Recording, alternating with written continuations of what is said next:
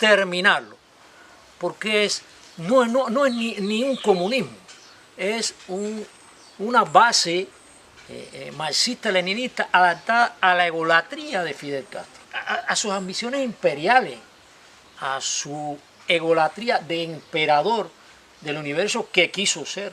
Pero bueno, gracias a Dios no lo logró, porque quiso estar por encima de Dios. Y por encima de Dios no hay nadie. Aquí presentamos algunos fragmentos de la conversación sostenida por cubanos de adentro y de abajo con el doctor Fernández. La conversación completa, véala próximamente por este canal. Que es un honor, es un tremendo honor, es un privilegio de vida estar aquí con Agustín y que me haya brindado la hospitalidad de venir aquí a su paraíso a conversar con él, a aprender de él.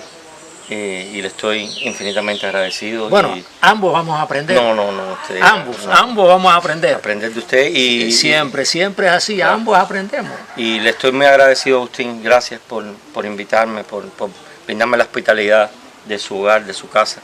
Y es un honor, quiero que sepan que es un honor estar aquí con Agustín.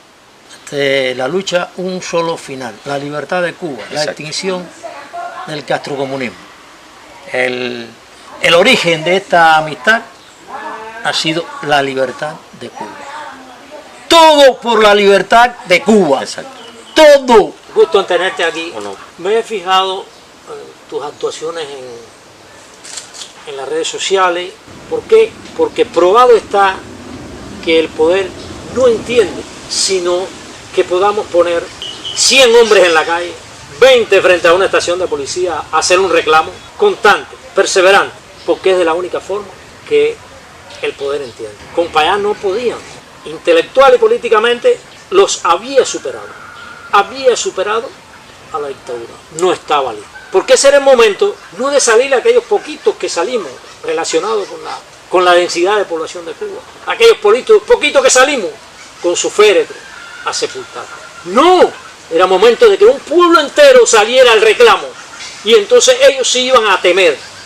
Y ellos sí iban a saber que hay una fuerza detrás de cada pensador diferente. Te digo que he venido trabajando en esto por años. He tenido, con toda modestia, ciertos logros, no los que yo quisiera, sin un afán de liderazgo, de protagonismo, que estoy proponiendo a ustedes y otros más que van a participar. Cuando no hay una sociedad civil fuerte, una oposición ante la injusticia, una oposición ante lo injusto, lo que está mal, o sea, la falta de derechos humanos, falta de derechos ciudadanos, no una oposición fuerte que desde que sea legítima, que tenga un programa, que tenga un método, que tenga un sentido, se va a estar disperso en personas que aisladamente, es decir, abogan por los derechos humanos, por las libertades públicas, y entonces hay una represión individual hacia ellos. ¿Eso es un horno crematorio? Claro que es un horno crematorio. Mira, yo he escuchado hablar de las UMAP, las unidades militares de apoyo a la producción. ¿Quién se mandó a las UMAP? Se mandó a los opositores, se mandó a las personas homosexuales, se mandó a todos. A los que pensaban diferente, exacto, que querían libertad. Y entonces tú lo escuchas y dices, no eran campos de concentración. Bueno, ¿qué le faltó? El horno crematorio. Eran campos de concentración. El pueblo ha permitido un poco que todo esto suceda, porque es cierto, hay medidas represivas, hay presidios, hay exclusiones sociales, sí. Pero tú y yo y otros más, unos están en la cárcel y otros están libres. Hemos sido capaces de enfrentarnos. Abrir los ojos. No importa en el momento que tú decidas pararte con honor y decir, ya está bueno ya, ¿hasta cuándo el abuso? Estamos de acuerdo. Hacerla crecer. Por supuesto, no, eso es su natural. Eso es su natural. Esto que estamos haciendo es la parte objetiva, conversando.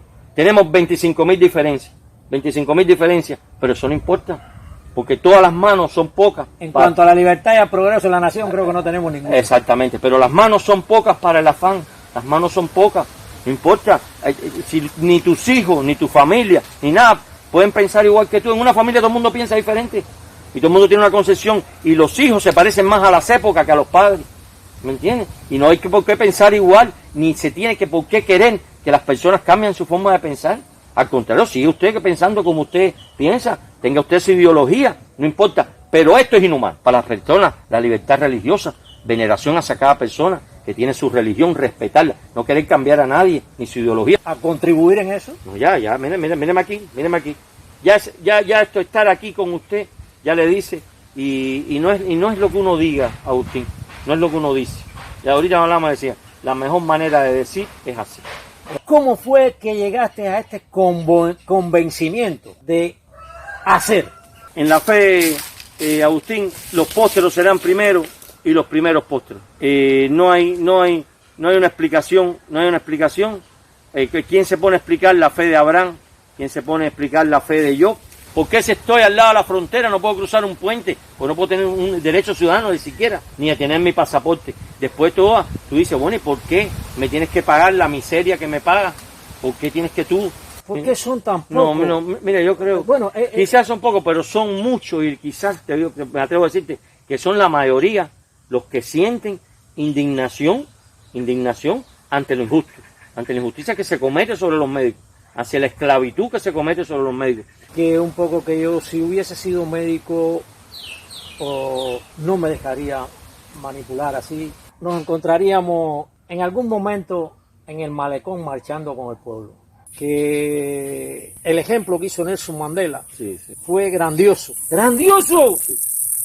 Pero ¿tú sabes lo que? 27 años en la cárcel. Una cárcel sudafricana, además. Una cárcel Que sudafricana. se enfermó ahí hasta de todo, sí. ¿Sabes lo que es eso? Todo. Y salir y decir, los perdono. Sí, no. Pero entonces veo en este camino que es que ellos no cesan de ver sin escrúpulos cómo pueden, ¿te das cuenta?, acallar las voces, cómo pueden acallar los individuos.